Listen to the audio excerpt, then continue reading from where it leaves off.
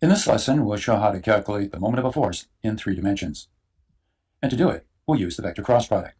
The moment of a force around a point O is equal to r cross F, where r extends from the point to any point on the line of action of the force. So any one of the position vectors that you see here would be valid. To calculate the cross product, remember that we set up a determinant. The first row is ijk, the second row are the components of the position vector, and the third row are the components of the force vector. It's very important that we keep this sequence in mind. First ijk, then r, and then of course F. If you don't do it this way, you won't get the correct answer, so keep it in mind. Now let's solve some problems. Here we want to determine the moment of this force acting at point C about point A. In order to do the problem, we'll use vector analysis because it's in 3 dimensions.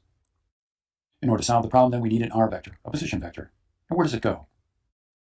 Well, it has to extend from our point A all the way to point C. It's actually the only vector we can use. Now that we have it identified, let's set up our cross product and solve the problem. In the first row, of course, we put the unit vectors. In other words, I, then j, and finally k. In the second row, what do we put? The components of r. Here we see that r is equal to 3i plus 2j minus 1k. And therefore, we put in here 3, 2, and minus 1. And finally, the components of the force, which is 1, 4, and finally minus 2. Now we have to expand this determinant and obtain our result. I'll do the expansion down here. And we'll begin by crossing out this column and this row in order to develop the minor we need that has to be multiplied by I. And so this minor, when it's expanded, will give us the following. 2 times minus 2 minus the product of minus 1 times 4. So let me write that in here.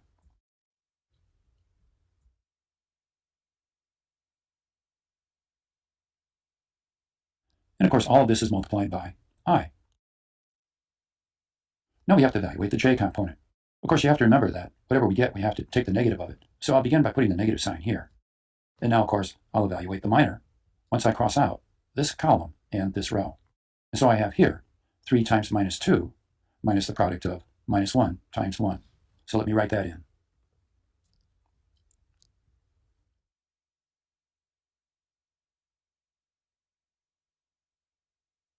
There we go. And of course, we have our j. Now one more to go, the k component. So we write plus. Now we evaluate. Crossing this column and this row, I have the following expansion of a minor. 3 times 4 minus 2 times 1.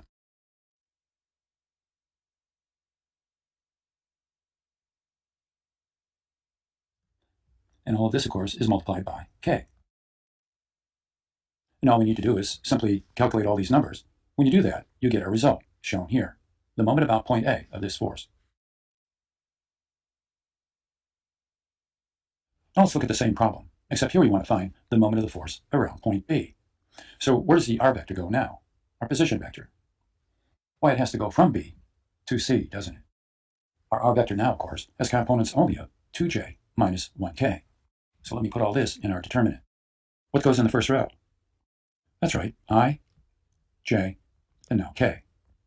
And now what about the second row? What do we write? Well, I hope you would say it would be 0, and then 2, and then minus 1. And in the bottom row, of course, goes the components of our force. 1, 4, of course, and then minus 2. All you need to do is expand this determinant and get the result that you see here. You may want to stop the video at this point and do that expansion just to double check to make sure you know how to do it well and get this answer. All right, now we come to our final problem. Here we want to find the moment of this force around point O. And to do the problem, we first need to find the force as a Cartesian vector. We know that it has a magnitude of 60 newtons, and we know the direction of it. It's defined by this cable, isn't it? So how would you set up F as a Cartesian vector? Well, you'd have to set up a position vector going from B to C. Once you set up the position vector, you divide by the magnitude of it, and you get a unit vector in the direction of the cable, and also in the direction of the force. Now you know the direction of the force, and you know its magnitude. And then you can, of course, do a multiplication of the two, and you will get your result.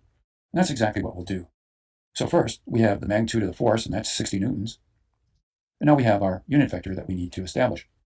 Notice the position vector from B to C has a component along the x-axis of 2i, has a component along the j-axis of minus 2j, and has a component along the z-axis of minus 1k. If you find the square root sum of the squares of 2 squared plus 2 squared plus 1 squared, you get an answer of 3 meters. That means the length of this cable is 3 meters long.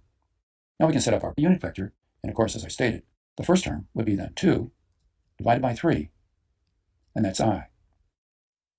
Now the next term is in the minus j direction, and so therefore we write it as minus 2 over 3, and we have j.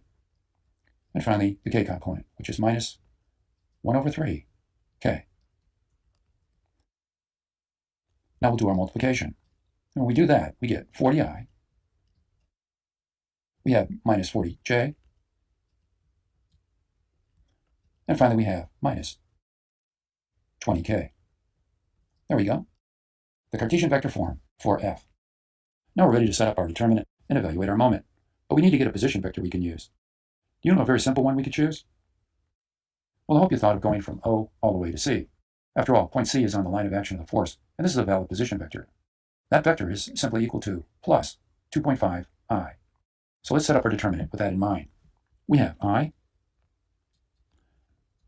then we have j, and finally we have k. Now the position vector, 2.5, then we have 0 and 0, and finally our force, 40, minus 40, and of course minus 20. If you evaluate this determinant, you get the result shown here. But we can also do it using another position vector. Where does that one go? Well, it can go from O all the way to B, can it? And that has components of 0.5i, 2j, and of course 1k. So let's set that up just to complete the problem, so you can see both ways in which we can solve it. First row is I, j, and k, of course. And now we put in our components for r, that would be 0.5. We have 2, and we have 1.